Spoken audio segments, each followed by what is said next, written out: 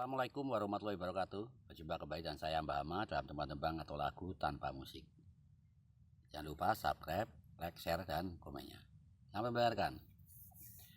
Ojo seneng ngomongke alane wong liya, apa meneh yen ra ono nyatane. Dikira wong do seneng yen krungu critamu, ora pala kabeh padha sengit, mergane kowe kuwi wis melu cawe-cawe karo urusane wong liya. Yen kowe ngono terus ora bakal duwe kanca pala diatoi karo tangga.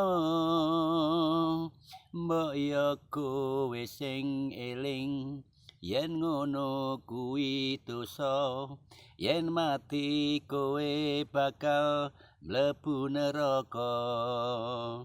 Neng kono kowe disiksa, latmu dipotong-potong, diobong nganggo geni sing panase kaya mrapi para wedi.